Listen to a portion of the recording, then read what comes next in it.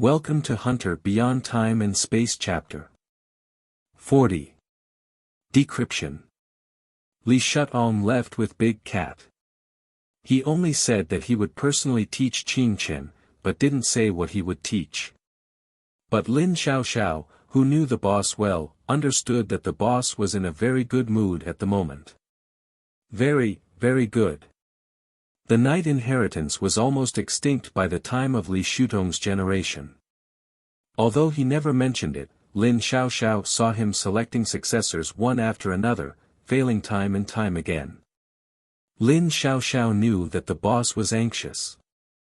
The road was too difficult to walk, so much so that even he and Yiwan couldn't walk it. By now, Qing Chen's prison clothes were already soaked, his hair dripping with water, unable to stop gasping for breath. The pain of water torture leaves a psychological shadow. "I admire you," Lin Xiaoxiao said. "I don't know how you survived in the black room for 4 days. I couldn't even last 36 hours, and Yi Mama was stronger than me, lasting 47 hours. Stronger?"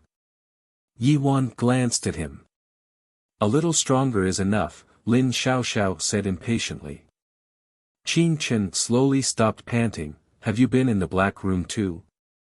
"Yeah," Lin Xiaoxiao nodded. "It's torture for ordinary people, but it's just a test for us, something we must go through. When the boss had us lock you up in the black room, I knew he wanted to choose you, but if you couldn't make it through, he wouldn't mind watching you die. The boss has seen too much life and death, and his heart has hardened. But a hardened heart won't do," Lin Xiaoxiao continued with a smile. "That's just the way this era is, so don't blame him." Yiwan handed Qing Chen a soft and thick deep blue bath towel. "Wipe yourself off. Not many people are as tough as you during water torture, and it's normal for most people to lose control of their bowels and bladder." It seems that Yiwan has used water torture before. And now, he truly approved of Qing Chen. At this point, Lin Xiaoxiao went outside the interrogation room and brought in a tray of food, which included a bowl of rice, a plate of sweet and sour pork ribs, and a bowl of white rice porridge. Qing Chen thought for a moment and picked up the bowl of porridge, and Yi Wan said to Lin Xiaoxiao, "I won. You owe me 1,000 yuan." Qing Chen was surprised. "Were you guys betting?"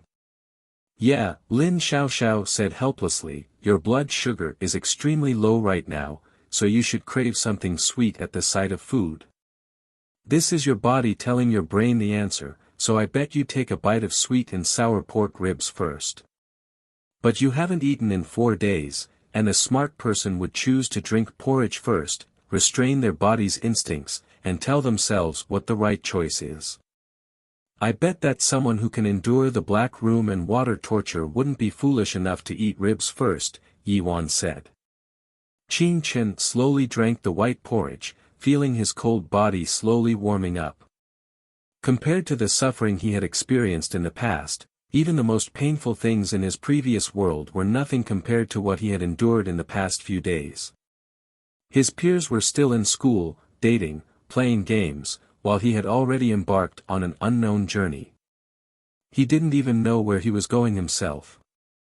Lin Xiaoxiao suddenly said, "So, you didn't know you were a member of the Qing family when you first came here, so you played chess with the boss to relieve your anxiety?"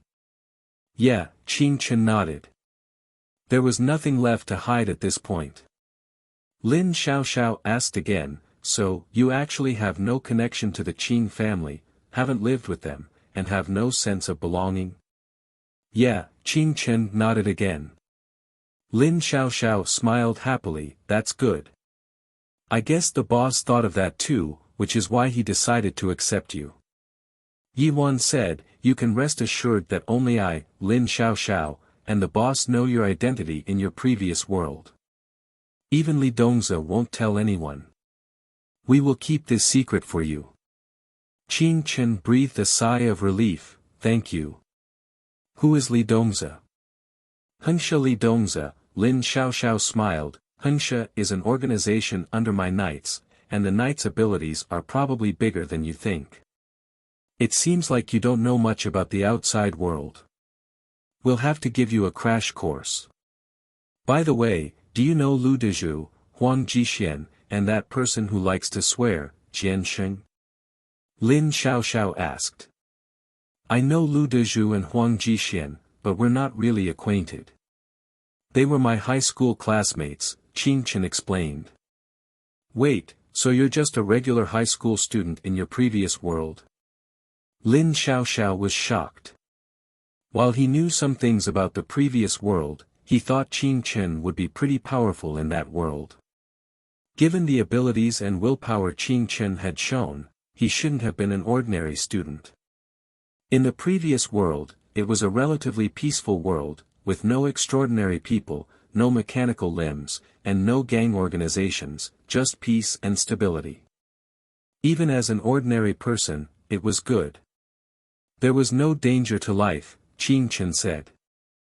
Really envious, Lin Xiaoxiao sighed. Qin Chen asked, where is the person who speaks dialects being held? He's in a room a few doors down from this interrogation room. Why? Lin Xiaoxiao asked. Could I ask him a few questions? Qin Chen asked. Of course, Lin Xiaoxiao smiled, we're all comrades here, and you'll have to visit the 18th prison in the future. Qin Chen thought for a moment, tied the towel he had used during water torture around his face, and asked Lin Xiaoxiao to bring him an e-reader before going to the single room where Jian Sheng was being held. The alloy gate opened, and Yuan walked in first to restrain Jian Sheng. This fellow was probably around 30 years old and also from Earth. Jian Sheng cursed loudly, I'll give you bastards your mother.